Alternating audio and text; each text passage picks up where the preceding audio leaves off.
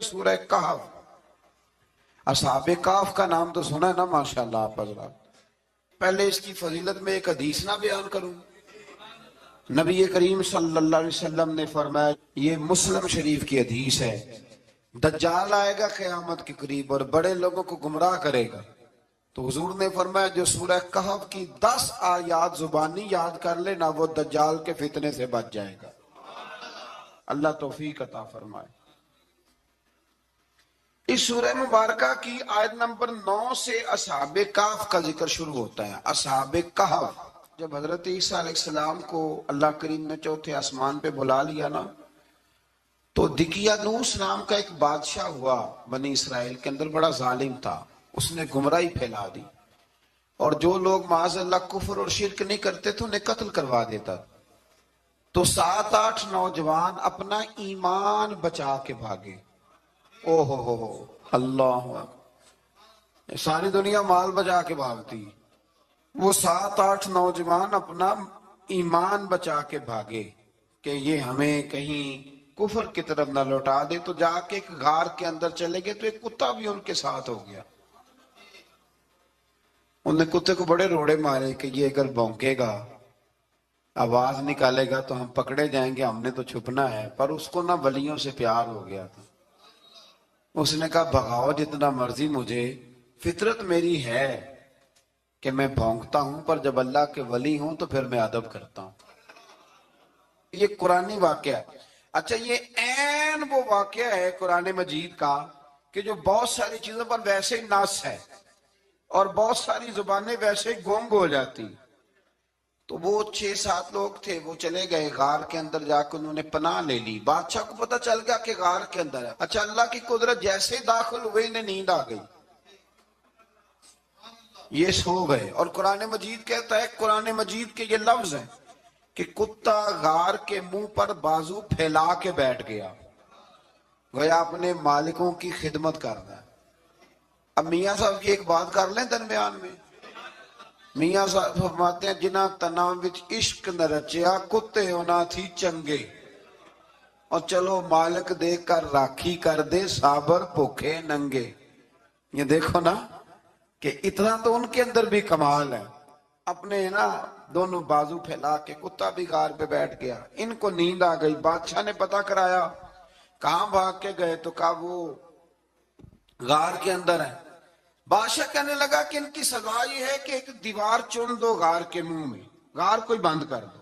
جس بندے کی ڈیوٹی لگائی نا غار چننے کی، بندہ بڑا نیک تھا، اس کو دیوار بنانے کا ذمہ دیا. اس نے نا دیوار بھی بنائی اور ایک تختی پہ نا سب کے نام لکھے، اور وہ تختی ایک صندوق میں رکھ کے وہاں بند کر دی. اور اسی طرح کی ایک تختی اس کے نیچے لکھا کہ ایک تختی ان کے ناموں کی نا میں مال خزانہ میں بھی بند کر رہا ہوں. اللہ تبارک و تعالیٰ کی قدرت کے بعد مفسرین نے لکھا ہے وہ 100 سال تک سوئے رہے، اور بعض نے لکھا ہے کہ 300 سال تک سوئے رہے. 300 سال کے بعد اس طرح ہوا کہ حکومتیں بدل گئیں. بیدروس نام کا ایک بادشاہ آ گیا، وہ بڑا نیک دل تھا. اس نے ہر طرف حضرت عیسیٰ علیہ السلام کی شریعت کا پھر سے نعرہ بلند کیا. اب نا کچھ لوگ ایسے تھے جو منکر ہو گئے تھے کہ مرنے کے بعد دوبارہ کیسے اٹھیں گے. بادشاہ ایک دن حجرے میں گیا، جا کے دعا مانگی، یا اللہ کوئی ایسی بات دکھا جس سے لوگوں کا ایمان پکا ہو جائے. اس طرح کے بادشاہ ہوا کرتے. تو رب کریم نے کہا میں نے تو پہلے ہی ایک راز چھپا کے رکھا ہوا ہے، کھول دیتے ہیں. اس نے دعا مانگی، اور ادھر کیا معاملہ ہوا، ایک چرواہا بکریاں چرانے والا وہاں سے گزرا. اس نے سوچا یہ دیوار ہے، اگر اس کا منہ کھول لوں نا کبھی تو میری بکریاں یہاں تھوڑا سا دھوپ کے اندر سستا لیا کریں گی. اس چرواہے نے کیا کیا کہ اس نے وہ دیوار گرائی تاکہ میری بکریاں اندر جایا کریں. وہ دیوار گرائی تو اس نے اندر 6-7 لوگ سوئے ہوئے دیکھے، اور کتا بھی سویا ہوا دیکھا. اللہ تبارک و تعالیٰ اپنی قدرت سے، اپنے فضل سے ان کی کروٹیں بھی بدلتا رہا. اپنی قدرت سے ایک طرف انسان پڑا رہے نا تو اعضاء گل جاتے ہیں، ان کی کروٹیں بھی بدلی جاتی، مناسب روشنی بھی دی جاتی، حرارت بھی. اس نے دیوار گرائی تو ان کی آنکھ کھل گئی. ایک دوسرے سے کہنے لگے آج تو بڑی گہری نیند سوئے ہیں یار، آج تو لمبی نیند پوری کر لی، چلو بھوک بڑی لگی ہے ایک دوست کو بھیجو۔ یہ سارا واقعہ قرآن مجید میں موجود ہے، میں اپنے لفظوں میں بیان کر رہا ہوں۔ جاؤ ایک دوست کو بھیجو بازار سے نا کھانا لے آئے، پیسے وہی 300 سال پرانی کرنسی۔ وہ جب نان بھائی کی دکان پہ گیا نا سامان لینے، اس کو پیسے دیے تو نان بھائی نے ہاتھ پکڑ لیا، کہنے لگا میاں تو کدھر سے آیا، یہ کون سے پیسے؟ اس نے کہا پیسے کاہے کے، میں بھی سوچ رہا ہوں کہ حالات بدلے بدلے ہیں، سارے حضرت عیسیٰ کا کلمہ پڑھ رہے ہیں، ماحول اور ہے۔ اس نے کہا تیرے ہاتھ کوئی خزانہ لگ گیا ہے، یہ تو ہم نام سنتے تھے کہ یہاں کوئی دقیانوس نام کا بادشاہ رہے، کوئی خزانہ، بتا کہاں سے لیے؟ شور ہوا، حاکم شہر تک خبر پہنچی، بادشاہ تک پہنچی۔ اس نے بتایا کہ بھئی ہم تو دقیانوس کے ڈر سے بھاگے ہیں، کل بھاگے ہیں یا آج سویرے، اتنا زیادہ ہمیں پتا نہیں، کل یا آج سویرے بس نا، اتنا سا ہمیں یاد ہے کہ ہم گئے تھے۔ بہرحال لوگ جمع ہو گئے، اکٹھے ہو گئے، غار تک پہنچے۔ اب جو غار کے اندر تھے وہ پتا کہتے کہتے لگتا ہے ہمارا دوست پکڑا گیا ہے۔ اب پکڑا گیا ہے تو اب بندے جمع ہو، وہ اندر ڈر رہے تھے، تسبیح کر رہے تھے، اللہ کو یاد کر رہے تھے، ادھر یہ پہنچ گیا۔ جب ان لوگوں نے یہ جیتا جاگتا رب کے فضل کا نمونہ دیکھا اور بادشاہ نے کہا کہ یہ کیا ہے، صندوق کھولا تو اس کے اندر وہ تختی لکھی تھی کہ یہ ان کے نام ہے، یہ دقیانوس سے ڈر کے بھاگے ہوئے ہیں، یہاں یہ سو رہے ہیں، اور اسی کی ایک تختی میں نے فلاں جگہ بھی دفن کیا، وہ تختی بھی وہاں سے نکل آئی۔ اب سب لوگوں کی آنکھوں میں آنسو آئے اور سب کہنے لگے لا الہ الا اللہ، لا الہ الا اللہ، لا الہ الا اللہ۔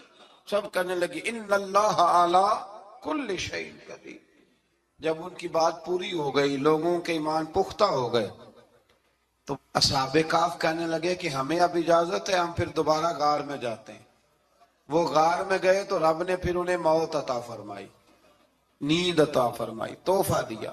بادشاہ نے پھر اس کے آگے دیوار بنائی اور وہاں بادشاہ نے ایک مسجد تعمیر کرا دی، لوگ زیارت کرنے جاتے۔ یہ اصحاب کہف کا ذکر ہے۔ اب یہاں ہمارے مفسرین نے لکھا ہے کہ وہ جو کتا تھا نا وہ بھی ساتھ ہی تھا۔ اللہ قیامت والے دن اسے انسانی، یا تو انسانی شکل ملے گی یا جیسے رب کا فضل ہوگا رب کریم اسے بھی جنت عطا فرمائے گا۔ اس نے تبلیغ کی، دین کی، اس نے کیا کیا؟ تبلیغ کی، نمازیں پڑھی، روزے رکھے، حج کیا، 10 ہوتے صحیح اس کیتا کی۔ اسی آنکھیں نا خدا کے فضل سے ہم پر ہے سایہ غوث اعظم کا، ہمیں دونوں جہاں میں ہے سہارا غوث اعظم کا۔ لوگ پریشان ہو جاتے ہیں، کہتے ہیں کس طرح کی بات کرتے ہو؟ تو میں نے کہا اصل میں تیرا عقیدہ کچا ہے، وہاں تو کتا چلا جائے ولی کے پاس تو رب اسے جنت دے دیتا ہے، تو جیگتا جاتا مومن جائے تو اللہ کیوں فضل نہیں فرماتا؟ اس سے آگے نا پھر آیت نمبر 32 ہے، اس میں اللہ تبارک و تعالیٰ نے 2 لوگوں کا واقعہ بیان کیا ہے۔ فرمایا ایک شخص کے انگوروں کے باغات تھے اور چاروں طرف سے انہیں کھجوروں کے درختوں نے گھیر رکھا تھا اور درمیان میں کھیتی بھی تھی اور بیچ میں دریا بھی بہہ رہا تھا، اور ان باغات نے بہت عمدہ فصل دی۔ ایک دن یہ شخص اپنے ساتھی سے کہنے لگا میرا مال اور افرادی قوت تم سے زیادہ ہے، مجھے یقین ہے کہ یہ باغ کبھی برباد نہیں ہوگا، اول تو مجھے قیامت کا یقین ہی نہیں معاذ اللہ، لیکن اگر قیامت آئی تو مجھے وہاں سے بھی بہتر مال ملے گا۔ اس کے دوسرے ساتھی نے کہا تو اپنی اصل کو بھول گیا ہے اور تو نے اپنے خالق کی ناشکری کی جو کہ وحدہ لا شریک ہے۔ ایک بستی میں داخل ہوئے، بستی کے لوگوں سے پانی مانگا تو انہوں نے پانی بھی نہ دیا، آرام کرنے کو جگہ بھی نہ دی، پر وہاں ایک دیوار گر رہی تھی، حضرت خضر علیہ السلام نے سیدھی کرنی شروع کر دی، ساری دیوار بنائی۔ تو حضرت موسیٰ کہنے لگے کن لوگوں کی خدمت کر رہے ہو جنہوں نے پانی بھی نہیں دیا، انہوں نے پانی تک نہیں پوچھا؟ فرمانے لگے بس بھئی آپ نے وعدہ کیا تھا کہ اب بولیں گے تو بے شک علیحدہ کر دینا، آپ بولیں اب آپ کا اور میرا ساتھ زیادہ نہیں چل سکتا، آپ بولیں۔ جو بول پڑے نا غلامی کریں تو رستے لمبے چلتے ہیں، اور جو بولے نا جس کو وضاحتیں چاہیے ہو وہ غلام نہیں ہوتا، اس کے ساتھ پھر باتیں لمبی. ہاں تو آنکھ بند کر کے چل. ہاں آزم جاتے لائیے ہی نہ تجھے لائیے تھے، پھر آنکھ بند کر کے پیچھے چل کے بات ختم ہو گئی. حضرت خضر علیہ السلام نے جب کہا نا کہ اب آپ کا وعدہ ختم ہو گیا، فرمایا میں آپ کو جانے سے پہلے حکمت بتاتا ہوں، یہ وہ علم ہے جو اللہ نے مجھے اپنے پاس سے عطا فرمایا، یہ وہ ہے جو علم لدنی ہے. کہا جناب کیا مطلب؟ فرمایا وہ جو میں نے تختہ توڑا تھا نا، تو یہ مسکین بچے ہیں جن کی کشتی تھی، تو دریا کے اس پار بادشاہ کھڑا تھا، وہ جو صحیح صحیح کشتیاں ہوتی تھی قبضے کر لیتا تھا، اور جو تھوڑی سی ٹوٹی پھوٹی ہوتی تھی نا وہ چھوڑ دیا کرتا تھا. تو میں نے تھوڑی سی کشتی ان کی اس لیے توڑ دی ہے تاکہ دیکھے گا تو چھوڑ دے گا، اس لیے میں نے بھلا کیا ہے. اور فرمایا وہ جو بچہ میں نے قتل کیا نا وہ شروع سے ہی کفر کا دل دادا تھا، اس کے ماں باپ نیک تھے، اگر بڑا ہوتا جوان ہوتا تو ہو سکتا ہے ماں باپ کو بھی کفر میں مبتلا کر دیتا، اب اس کے بدلے اللہ انہیں صالح بیٹا عطا فرمائے گا. تو یہ بھی میں نے اللہ کے دیے ہوئے علم سے کیا. اور فرمایا یہ جو دیوار میں نے نبی ہو کے یا ولی ہو کے مزدوری کر کے دیوار بنائی ہے نا، اللہ اکبر، فرمایا یہ دیوار عام لوگوں کی نہیں، یہ یتیم بچوں کا خزانہ ہے دیوار کے نیچے، یہ گر جاتی تو خزانہ ظاہر ہو جاتا.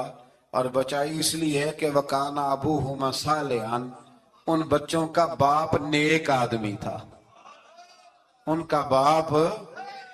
قاضی ثناء اللہ صاحب پانی پتی فرماتے ہیں ڈائریکٹ باپ نہیں تھا، 7ویں نسل میں جا کے باپ بنتا تھا. سن لیں یہ بھی بات، ایک بندہ نیک ہو تو اس کی 7 نسلوں تک رب خزانوں کی بھی حفاظت فرماتا ہے. اب آپ اندازہ فرمائیں کہ بات کتنی دور تک جاتی ہے. بزرگوں کی باتوں میں نا حکمتیں ہوتی ہیں، دانائیاں ہوتی ہیں. یہ طریقت کے جو لوگ ہوتے ہیں انہیں سبق یہ دیا جاتا ہے کہ آمنا وصدقنا، ماننا ہے اور تصدیق کرنی. ہمارا معاملہ یہ ہے کہ یہاں وضاحت دینی پڑتی.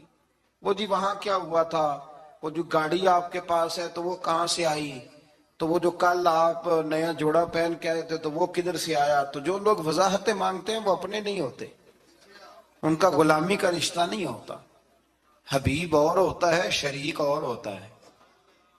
شریک وضاحتیں مانگتے ہیں، حبیب محبت کرتے ہیں. ہمارا آج سب سے بڑا المیہ یہ ہے، سب سے بڑا، کہ ہم کسی حکمت کے تحت کوئی بندہ اگر کوئی کام کر رہا ہے تو مجبوری ہے کہ ہمیں وہ حکمت بتائی جائے، ایسا نہ کریں.